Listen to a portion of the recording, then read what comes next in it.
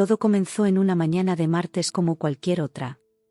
Estaba doblando la ropa cuando sonó el teléfono. Era del Hospital La Paz. Mi hija Sofía, de apenas 4 años, llevaba semanas sintiéndose cansada. Pensábamos que era solo un virus pasajero, algo común en los niños de su edad. Pero las pruebas revelaron algo mucho más grave. Padecía una extraña afección cardíaca y, sin una operación inmediata que costaba 65.000 euros, sus posibilidades de sobrevivir eran escasas. Mi cuerpo se quedó inmóvil. Carlos, mi marido, intentaba mantener la calma, pero podía ver el pánico creciendo en sus ojos. El doctor Martínez nos explicó la situación con una voz que intentaba ser profesional, pero que no podía ocultar la urgencia. Es una anomalía congénita, dijo mientras nos mostraba las ecografías. Necesitamos intervenir cuanto antes. El procedimiento es complejo, pero tenemos uno de los mejores equipos de cirugía cardiovascular infantil de Madrid. Sus palabras flotaban a mi alrededor como si estuviera sumergida en agua. Aquella noche, en la pequeña habitación del hospital, observé a Sofía dormir, conectada a monitores que emitían pitidos constantes. Sus rizos castaños se esparcían sobre la almohada blanca y su pequeño pecho subía y bajaba con dificultad. ¿Cómo explicar a una niña de 4 años que su corazón no funciona como debería? ¿Cómo decirle que necesitamos dinero para salvarlo? Hicimos lo que cualquier padres desesperados harían, acudimos a nuestras familias. Los padres de Carlos eran jubilados que vivían modestamente en un pequeño piso en Vallecas. Apenas llegaban a fin de mes con su pensión. Los míos, en cambio, vivían entre lujos en su chalet de La Moraleja. Mi padre, Alberto, había construido un imperio inmobiliario durante el boom de la construcción y mi madre, Carmen, no perdía ocasión para presumir de su fortuna en las reuniones del club de campo. Estaba segura de que nos ayudarían. Al fin y al cabo, Sofía era su única nieta.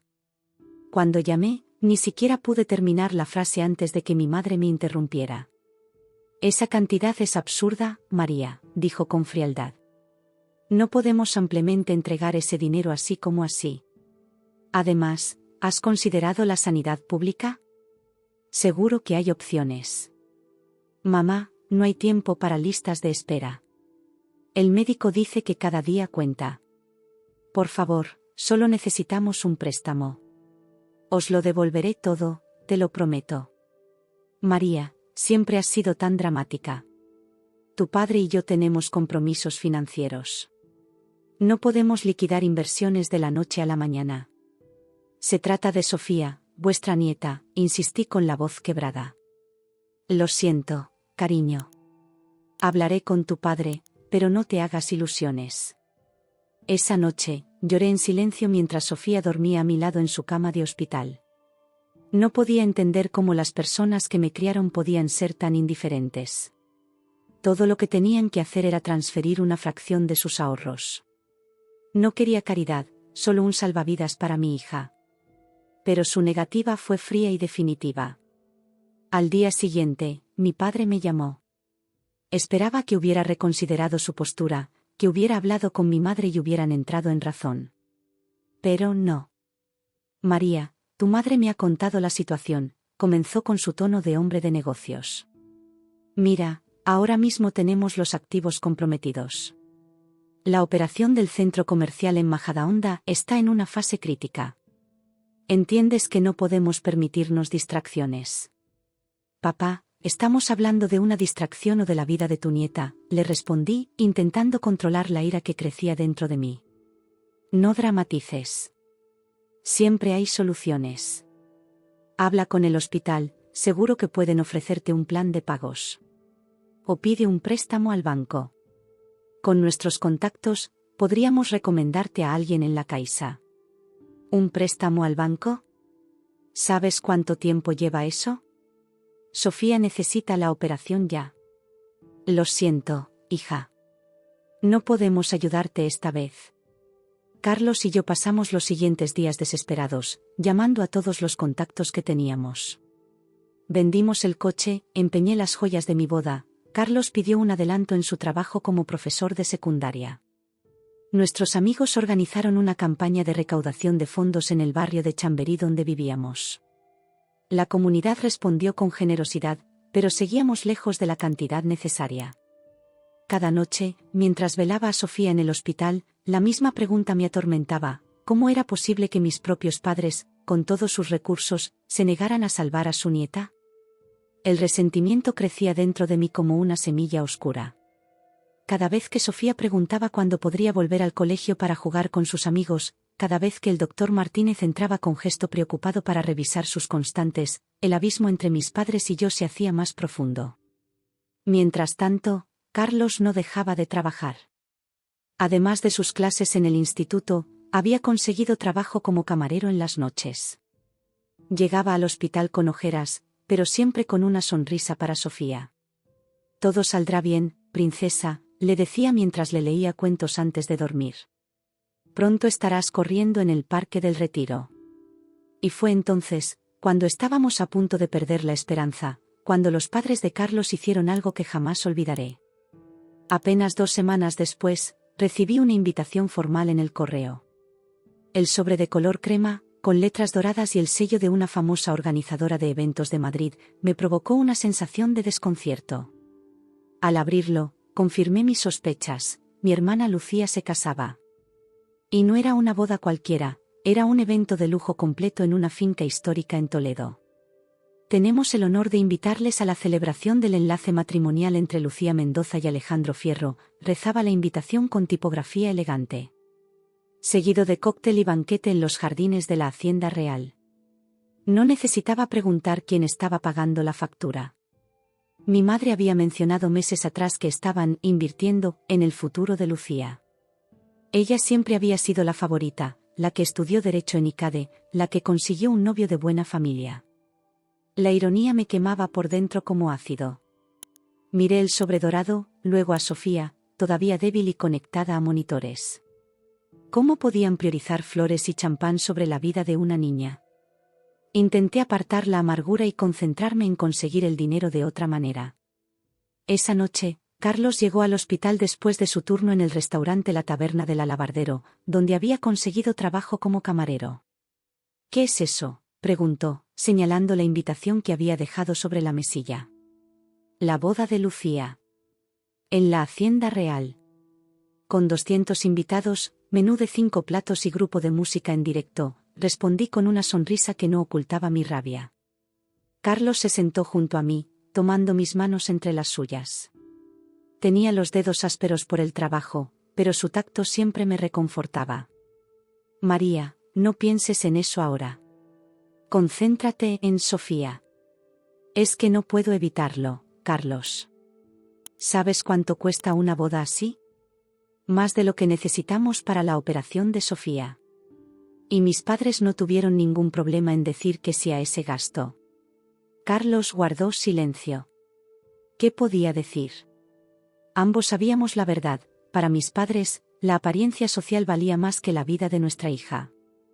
Los días siguientes fueron un torbellino de actividad. Vendimos todo lo que pudimos. Nuestro pequeño piso de 2 habitaciones en Chamberí quedó prácticamente vacío. Solo dejamos lo esencial: la cama de Sofía con sus peluches, nuestro colchón en el suelo, la mesa de la cocina. La televisión, los libros, el sofá, mi colección de cerámica heredada de mi abuela, todo se fue. Carlos trabajaba día y noche. Yo conseguí un segundo empleo como teleoperadora desde casa, para poder seguir pasando tiempo con Sofía en el hospital. Entre turno y turno, iba al hospital, le leía cuentos, le cantaba canciones, le prometía que pronto todo mejoraría.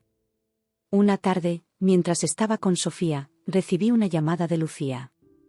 No había hablado con ella desde que nos enteramos de la enfermedad de Sofía. Le había enviado mensajes, explicándole la situación, pidiéndole que intercediera con nuestros padres. Nunca contestó. «María, ¿has recibido la invitación?», preguntó con entusiasmo, como si nada estuviera pasando. «Sí, Lucía. La recibí», respondí secamente. «Genial. Necesito que me confirmes cuanto antes si vendréis. La organizadora necesita el número exacto para el catering. ¿Te imaginas? Van a servir bogavante y solomillo de buey de Kobe». Sentí que la sangre me hervía. «Lucía, Sofía está en el hospital. Necesita una operación a corazón abierto que cuesta 65.000 euros. No puedo pensar en bodas ahora mismo. Hubo un silencio incómodo al otro lado de la línea. Ya, lo sé, es una situación difícil. Pero la vida sigue, ¿no? No puedo cancelar mi boda por eso. Además, sabes cómo son papá y mamá. Ya han pagado casi todo. ¿Y no se te ocurrió, no sé, tal vez, pedirles que usaran ese dinero para salvar a su nieta en lugar de pagar una fiesta de un día? No seas injusta, María. Mi boda lleva planificándose más de un año. Lo de Sofía, bueno, ha sido inesperado. ¿Inesperado? Como un inconveniente en tu agenda, le espeté, incapaz de contener mi ira. Se trata de la vida de mi hija, tu sobrina. Mira, no quiero discutir. Solo necesito saber si vendrás a la boda o no. No, Lucía. No iremos a tu boda. Estaremos ocupados intentando salvar la vida de Sofía. Disfruta del bogavante. Colgué el teléfono y rompí a llorar. Sofía me miró desde su cama con sus grandes ojos marrones llenos de preocupación. ¿Estás triste, mamá?, preguntó con su vocecita débil. No, cariño, mentí, secándome las lágrimas. Solo estoy cansada. ¿Quieres que sigamos con el cuento de ayer? Al día siguiente, Carlos me dio una noticia que cambiaría todo. Sus padres, Pilar y Antonio, querían vernos en el hospital. Cuando llegaron, noté algo diferente en ellos. Antonio, normalmente alegre y bromista, estaba serio. Pilar tenía los ojos enrojecidos, como si hubiera estado llorando. Hemos estado pensando, comenzó Antonio, con su acento andaluz que nunca perdió a pesar de llevar 40 años en Madrid. Y hemos tomado una decisión. Pilar sacó un sobre de su bolso gastado y me lo entregó con manos temblorosas. Es para Sofía, dijo simplemente. Dentro había un cheque por 20.000 euros. La cantidad exacta que nos faltaba para completar el coste de la operación. No podemos aceptarlo, dijo Carlos, con la voz quebrada. Es demasiado. No hay nada que discutir, respondió Antonio con firmeza. Hemos vendido el piso. Me quedé sin aliento. ¿Vuestro piso? Pero, ¿dónde viviréis? Nos mudamos con mi hermana Dolores a Sevilla, explicó Pilar. Tiene una habitación libre y nos vendrá bien el calor para estos viejos huesos. El piso en Vallecas era lo único que tenían. Lo habían comprado con el dinero de toda una vida de trabajo, él como operario en una fábrica de automóviles, ella como limpiadora en oficinas. Era pequeño, antiguo, pero era su hogar. No pude contener las lágrimas cuando me abrazaron. No lo hicieron por reconocimiento o gratitud. Lo hicieron porque amaban a Sofía, porque la familia significaba algo para ellos. Ese momento cambió algo dentro de mí. Gratitud, sí. Pero también algo más afilado. No podía olvidar lo que mis padres habían hecho. O, mejor dicho, lo que no habían hecho. Esa misma tarde, el doctor Martínez nos dio la noticia. Habían encontrado un hueco para operar a Sofía en 3 días. Por primera vez en semanas, sentí esperanza. Mientras abrazaba a Carlos y a sus padres, juré que nunca olvidaría quién estuvo a nuestro lado cuando más lo necesitábamos. Y quién eligió un menú de 5 platos en lugar del corazón de una niña. La operación fue un éxito. Después de 7 horas de angustia en la sala de espera del Hospital La Paz, el doctor Vázquez salió con su mascarilla quirúrgica colgando del cuello y una sonrisa cansada. Ha ido muy bien, nos dijo. Sofía es una guerrera. Esas simples palabras desataron un torrente de emociones que había estado conteniendo durante semanas. Me derrumbé en los brazos de Carlos, llorando de alivio. Antonio y Pilar se abrazaron en silencio, con lágrimas rodando por sus mejillas arrugadas. Los días siguientes fueron de recuperación lenta pero constante. Sofía despertó confundida, asustada por los tubos y las máquinas que la rodeaban, pero su espíritu indomable seguía intacto. ¿Puedo tener un helado?, fueron sus primeras palabras coherentes, y todos reímos entre lágrimas. La UCI pediátrica se convirtió en nuestro hogar durante 2 semanas. Carlos y yo nos turnábamos para estar con ella, mientras Antonio y Pilar nos traían comida casera y ropa limpia. La rutina era agotadora pero reconfortante. Por la mañana, los médicos pasaban visita, luego venían los fisioterapeutas respiratorios. Por la tarde, si Sofía estaba animada, le leíamos cuentos o veíamos dibujos en la tablet. Poco a poco, los tubos fueron desapareciendo. Primero el respirador, luego las vías centrales, finalmente los drenajes torácicos. Cada pequeño progreso era celebrado como una victoria monumental. La primera vez que Sofía se sentó sola en la cama, la primera vez que caminó hasta el baño, la primera vez que comió un yogur completo sin cansarse. Momentos cotidianos que se habían convertido en milagros. Fue durante esas semanas en el hospital cuando el rencor hacia mis padres y Lucía se transformó en algo sólido, tangible, como una piedra alojada en mi pecho. No habían llamado ni una sola vez para preguntar por Sofía. Ningún mensaje, ninguna visita. El contraste con los padres de Carlos, que aparecían fielmente cada tarde cargados con tuppers de tortilla de patatas y gazpacho, era demoledor. Una mañana, mientras Sofía dormía, recibí un sobre por correo. Lo reconocí de inmediato, el mismo papel crema, las mismas letras doradas. Lo abrí con manos temblorosas. Era una tarjeta de agradecimiento por asistir a la boda de Lucía y Alejandro, a pesar de que nunca confirmamos nuestra asistencia ni, obviamente, asistimos. Gracias por compartir nuestro día especial, rezaba en letras cursivas. Junto a la tarjeta, una fotografía de Lucía con su vestido de diseñador, sonriendo radiante junto a Alejandro en los jardines de la Hacienda Real. Al fondo, se podían ver a mis padres, ella con un conjunto rosa empolvado que seguramente costaba más que un mes de nuestro alquiler, él con su traje hecho a medida. Todos sonreían, ajenos al drama que estábamos viviendo a apenas 70 kilómetros de distancia. No había ninguna nota personal, ninguna pregunta sobre Sofía. Solo aquella tarjeta genérica, probablemente enviada a todos los invitados. La rabia me quemó la garganta. ¿Qué es eso?, preguntó Carlos, que acababa de entrar con un café para mí. Le pasé la tarjeta sin decir palabra. La miró unos segundos y luego, con una calma que me sorprendió, la rompió en pedazos y la tiró a la papelera. No lo necesitamos, dijo simplemente, y me abrazó. Esa tarde, cuando Pilar y Antonio llegaron, les conté lo sucedido. Antonio se encogió de hombros con resignación. Hay gente que no sabe lo que es la familia, dijo. Para nosotros, la familia es estar ahí cuando se necesita, no solo para las fotos bonitas. Pilar, siempre más directa, fue más contundente, no merecen conocer a esta niña. Y así fue como tomé la decisión, cortar todo contacto con mis padres y con Lucía. No fue dramático, no hubo una gran confrontación. Simplemente dejé de responder a sus mensajes esporádicos, ignoré las llamadas, borré los correos sin leerlos. No podía seguir fingiendo, no después de todo lo que había pasado. Al mes de la operación, Sofía recibió el alta hospitalaria. Volver a nuestro pequeño piso en Chamberí, ahora casi vacío, fue extrañamente liberador. Sin muebles superfluos, sin objetos innecesarios, el espacio parecía más amplio, más luminoso.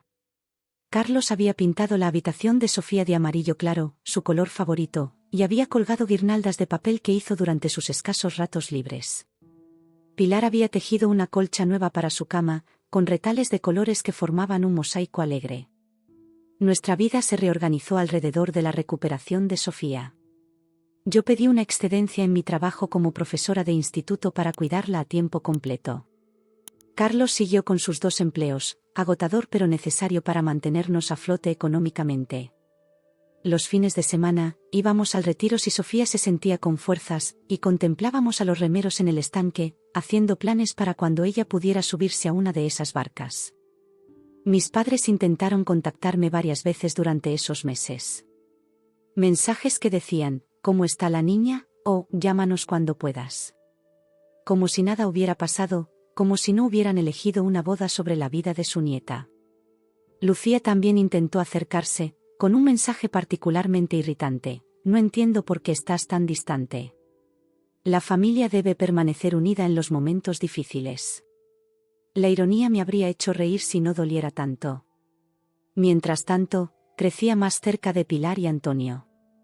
Venían a menudo, trayendo pequeños regalos para Sofía, libros, pinturas, una muñeca de trapo que Pilar cosió a mano.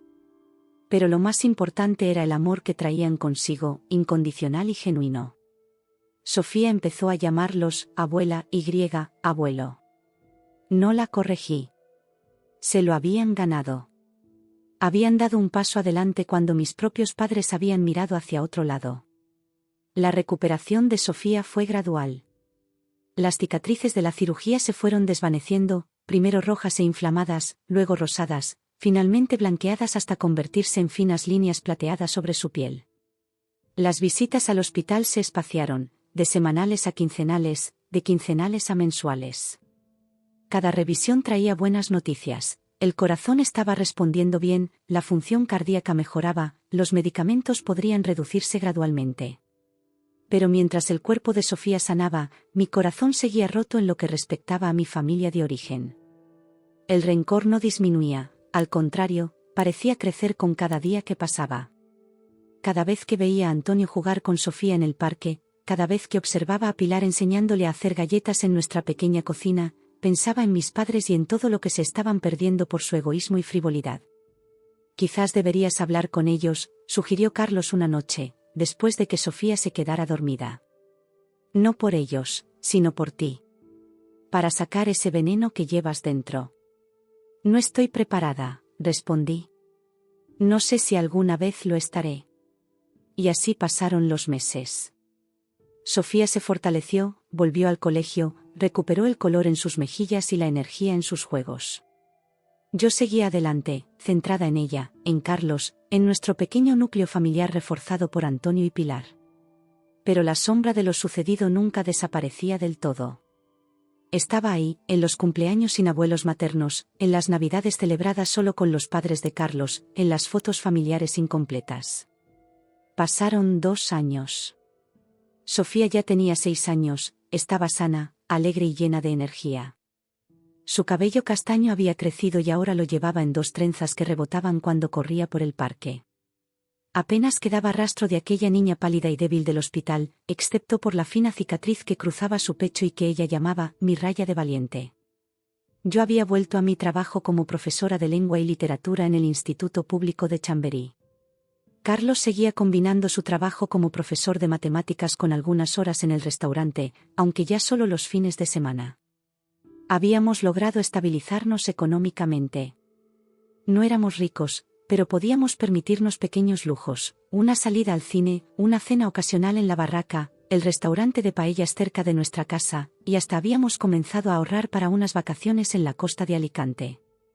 Durante esos 2 años, el silencio entre mi familia y yo se había convertido en una realidad asumida.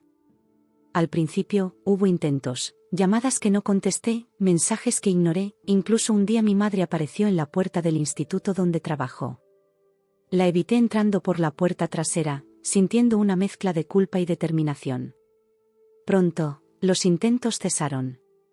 Antonio y Pilar seguían siendo una presencia constante en nuestras vidas.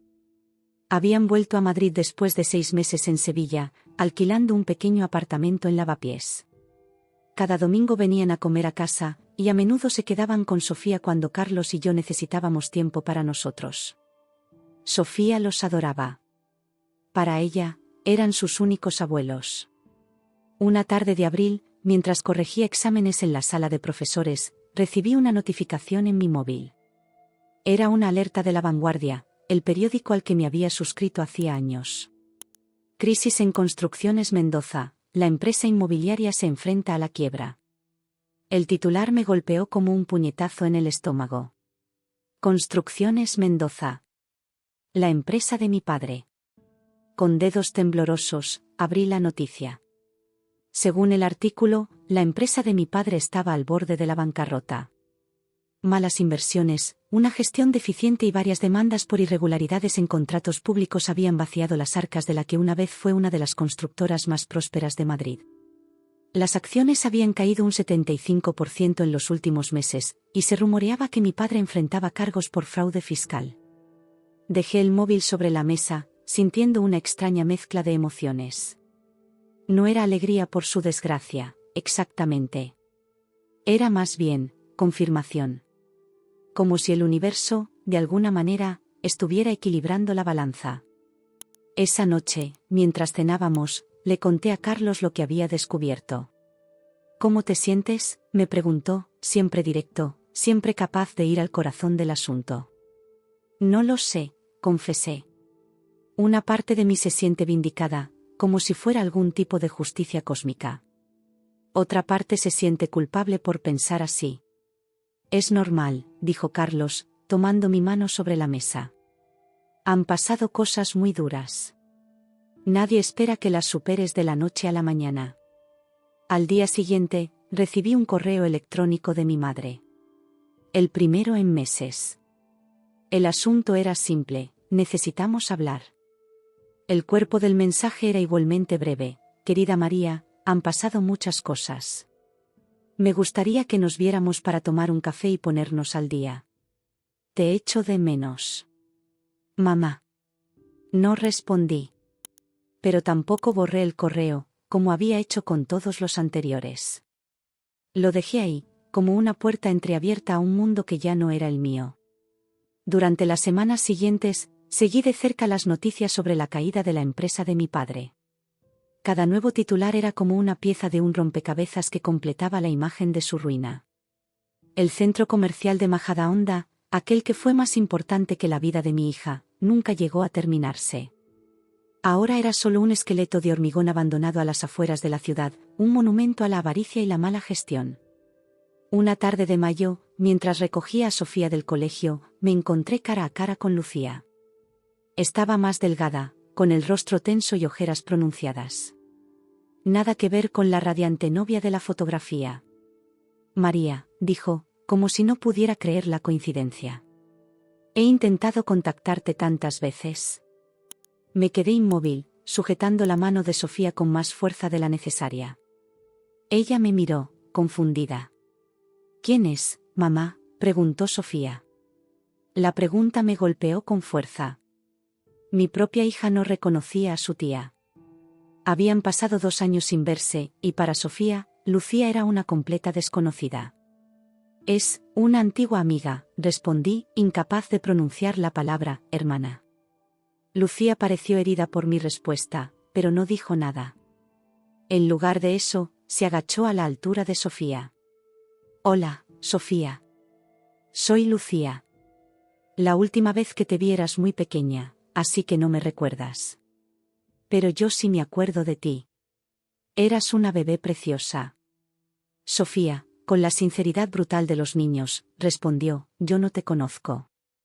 Lucía se incorporó, visiblemente afectada. María, de verdad necesitamos hablar. Las cosas están complicadas. Papá y mamá están pasando por un momento difícil. ¿Ahora quieres hablar?, respondí, sintiendo como la ira dormida despertaba dentro de mí. ¿Ahora que las cosas van mal? No es justo, María. Yo no sabía. ¿No sabías qué? Que mis padres se negaron a ayudar a pagar la operación que salvó la vida de esta niña. Que mientras tú elegías el menú de tu boda, nosotros vendíamos nuestros muebles para pagar facturas médicas. Mamá, ¿estás enfadada?, interrumpió Sofía, tirando de mi mano. Respiré hondo, recordándome que Sofía estaba presente. No, cariño. Solo estoy hablando con esta señora. Vamos a casa, que la abuela Pilar nos espera para merendar. Me alejé sin mirar atrás, pero pude sentir los ojos de Lucía clavados en mi espalda.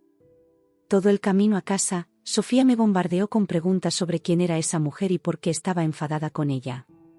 Respondí con evasivas, prometiéndome que algún día, cuando fuera mayor, le contaría toda la historia. Esa noche, Carlos y yo hablamos durante horas. Él sabía lo que estaba pensando sin necesidad de que lo dijera. No se trata de venganza, me dijo. Se trata de claridad. De dejarle sentir lo que realmente significa el abandono. Estuve de acuerdo. No buscaba sangre. Pero tampoco iba a salvarlos. El otoño trajo consigo más que hojas caídas en el Parque del Oeste. Cada vez era más frecuente ver el nombre de mi padre en los periódicos, y nunca por buenas razones. Alberto Mendoza declara ante el juez por presunto fraude fiscal. Construcciones Mendoza despide a 200 empleados, embargo preventivo sobre los bienes de la familia Mendoza. La caída era tan estrepitosa como había sido su ascenso durante el boom inmobiliario.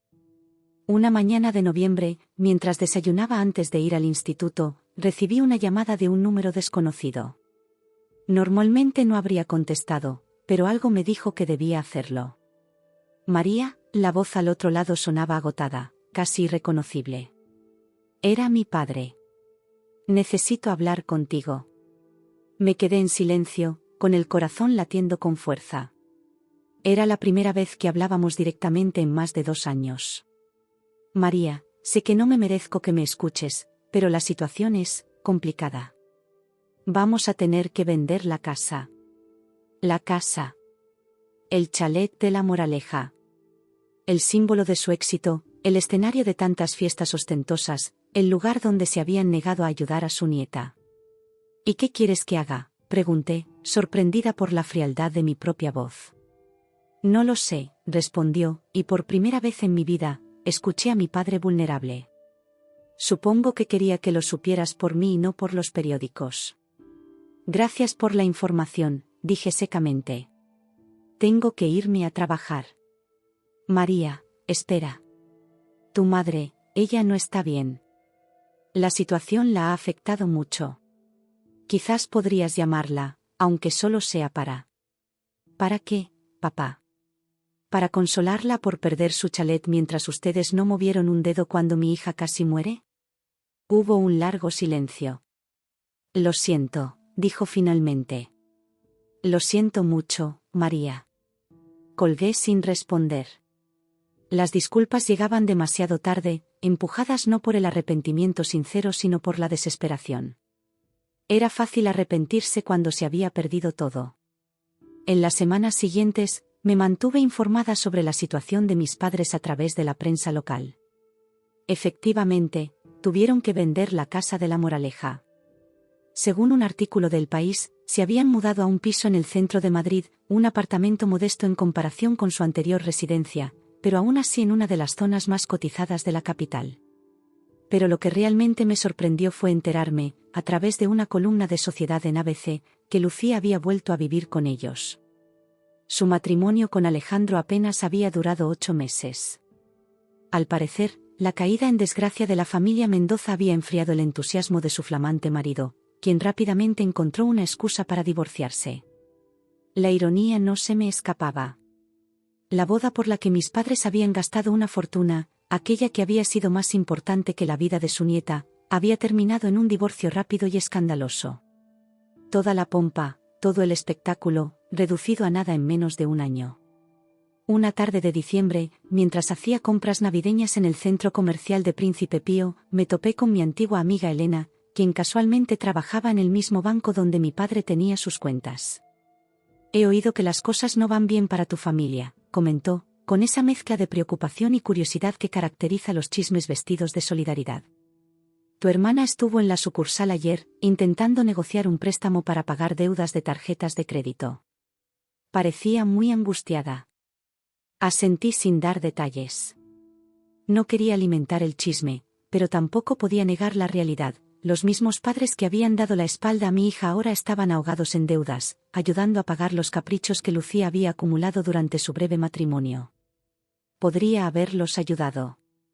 Para entonces, Carlos y yo estábamos en una posición financiera estable. Ambos con trabajos seguros como funcionarios, un pequeño piso en propiedad en Chamberí y algunos ahorros.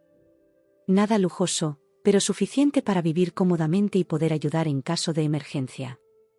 Pero recordaba demasiado bien estar de pie en aquella habitación de hospital, suplicando por la vida de mi hija. Recordaba el tono condescendiente de mi madre, la fría lógica empresarial de mi padre. ¿No has pensado en reconciliarte con ellos?, preguntó Elena, mientras esperábamos en la cola para pagar. Al fin y al cabo, son tu familia. Mi familia son las personas que estuvieron a mi lado cuando más los necesitaba, respondí, pensando en Carlos, en Pilar y en Antonio. La sangre es solo química, Elena. El amor es selección. En Navidad, como era costumbre desde hacía 2 años, cenamos en nuestro piso con Pilar y Antonio. Habíamos montado un pequeño árbol que Sofía había decorado con adornos hechos en el colegio. Nada lujoso, pero lleno de amor. Después de la cena, mientras Sofía abría sus regalos con entusiasmo infantil, Carlos me entregó un sobre. ¿Qué es?, pregunté, sorprendida. Ábrelo, sonrió. Dentro había 2 billetes de avión a Tenerife y una reserva en un pequeño hotel en Puerto de la Cruz. Es para Semana Santa, explicó Carlos. Pensé que nos vendría bien un descanso. Pilar y Antonio se quedarán con Sofía. Los abracé a todos, sintiendo una oleada de gratitud. Esta era mi familia ahora. No perfecta, no rica, pero genuina. Esa noche, mientras todos dormían, recibí un mensaje de Lucía: «Feliz Navidad, hermana. Te echo de menos. Las cosas están difíciles aquí. Papá casi no habla, mamá llora a menudo. Sé que no tengo derecho a pedirte nada, pero, ¿podríamos vernos? Solo para hablar». No respondí de inmediato. Dejé que el mensaje flotara en mi pantalla mientras miraba las luces del árbol parpadear en la penumbra. Parte de mí quería ignorarlo, como había hecho con todos los anteriores. Otra parte, más pequeña pero insistente, se preguntaba si quizás, solo quizás, era hora de escuchar. Finalmente, escribí: «Ahora no, Lucía. Quizás algún día, pero no ahora». Era lo más cercano a una puerta entreabierta que podía ofrecer. Los meses siguientes trajeron más noticias sobre la caída de mi padre. La empresa fue finalmente declarada en quiebra. Hubo juicios, multas, indemnizaciones. Su nombre, antes mencionado con respeto en los círculos empresariales madrileños, ahora era sinónimo de fracaso y mala gestión. Un día de marzo, mientras tomaba un café en una terraza del Paseo de la Castellana después de una reunión de profesores, vi a mi madre al otro lado de la calle. Estaba sola, esperando el autobús. Parecía mucho mayor de lo que recordaba, con el pelo completamente blanco y sin el maquillaje perfecto que siempre había sido su seña de identidad. Llevaba una gabardina sencilla, nada que ver con los abrigos de diseñador que solía lucir. Por un momento, nuestras miradas se cruzaron. Vi el reconocimiento en sus ojos, seguido de una mezcla de esperanza y vergüenza. Levantó la mano tímidamente, un saludo inseguro que parecía preguntar si podía acercarse. Me quedé inmóvil, con la taza de café suspendida a medio camino hacia mis labios. Una parte de mí quería levantarse, cruzar la calle, abrazarla quizás. Decirle que a pesar de todo, seguía siendo mi madre. Pero otra parte, la que aún sentía el dolor fresco de su abandono, me mantuvo clavada en mi silla. Finalmente, solo incliné la cabeza en un leve reconocimiento. No fue un rechazo total, pero tampoco una invitación. Fue simplemente un gesto. Ella lo entendió. Asintió a su vez, con los ojos brillantes de lágrimas, y cuando llegó su autobús, subió sin mirar atrás.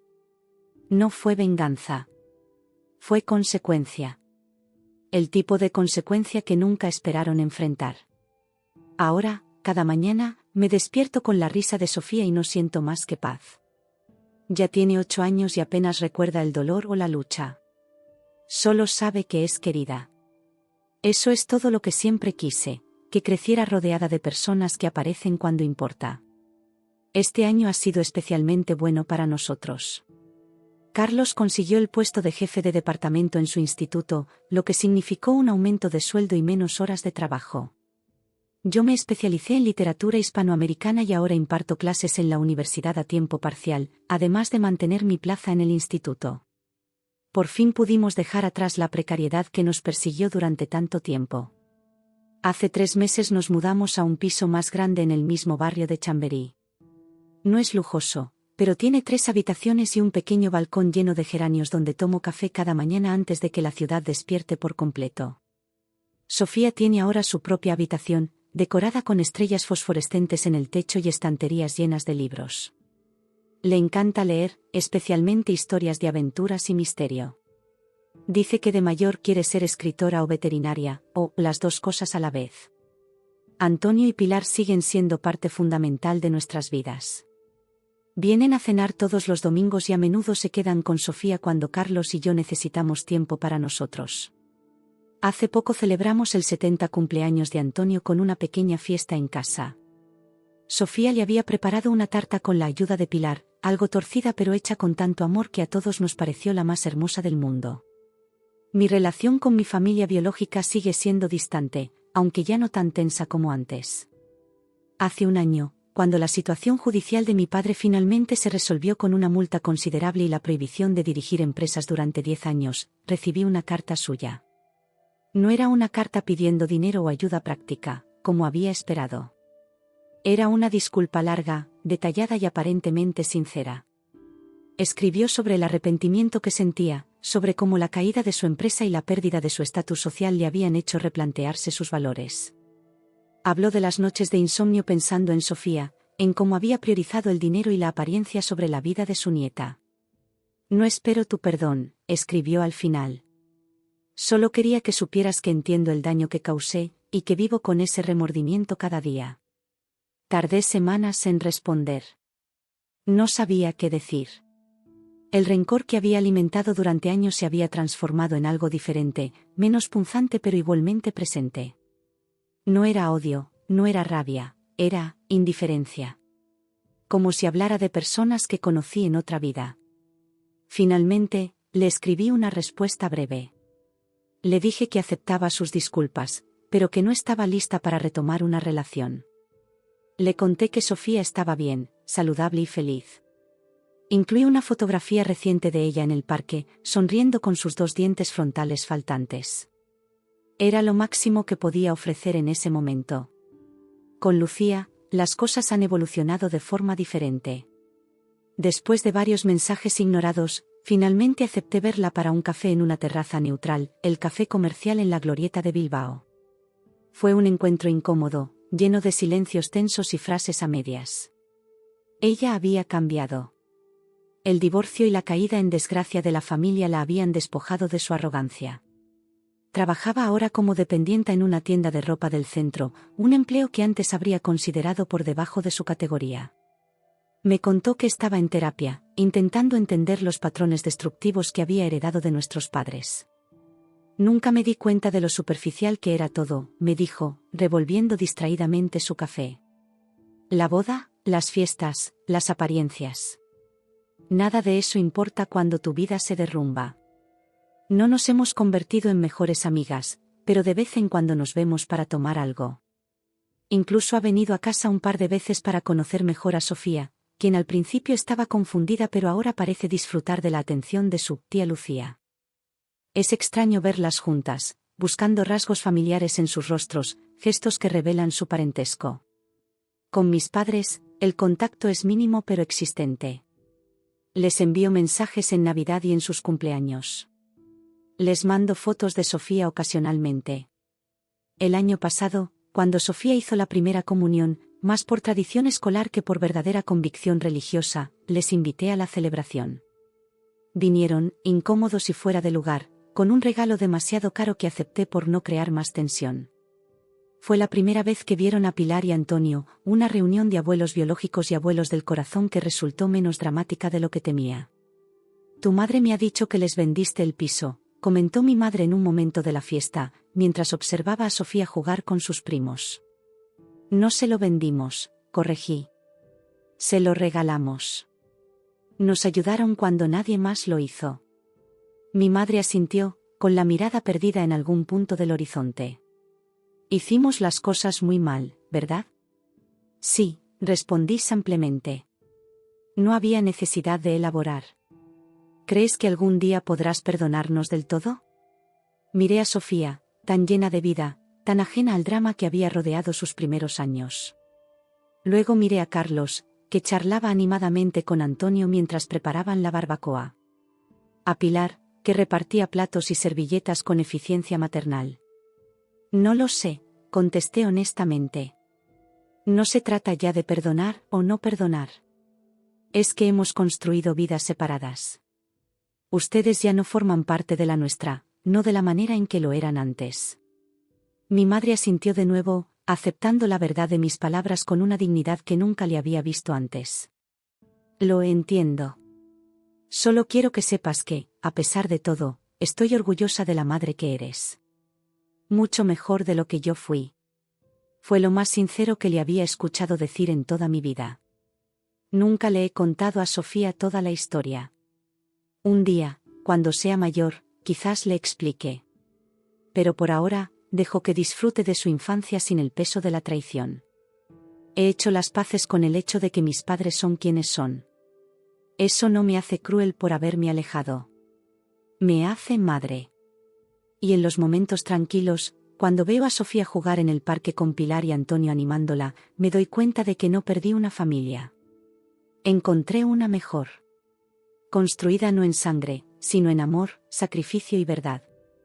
Hace poco, mientras ordenaba cajas viejas, encontré la tarjeta de la boda de Lucía, aquella que me había enfurecido tanto años atrás. La miré durante un largo rato, recordando el dolor y la rabia que sentí entonces. Luego, sin drama ni ceremonia, la tiré a la basura. Ya no la necesitaba. Ya no necesitaba alimentar ese rencor. La vida sigue su curso. Sofía crece sana y feliz. Carlos y yo envejecemos juntos, con las primeras canas asomando en sus sienes y pequeñas arrugas de risa formándose alrededor de mis ojos. Antonio y Pilar se vuelven más frágiles pero no menos amorosos. Y mis padres viven su vida, llevando el peso de sus decisiones. Y yo, finalmente, he encontrado la paz. No la que viene de olvidar o de fingir que nada ocurrió. Sino la que nace de aceptar lo que fue, apreciar lo que es, y mirar con esperanza hacia lo que será. La paz de saber que, cuando importaba, cuando realmente importaba, tomé las decisiones correctas. Por Sofía. Por mí. Por la familia que elegimos construir.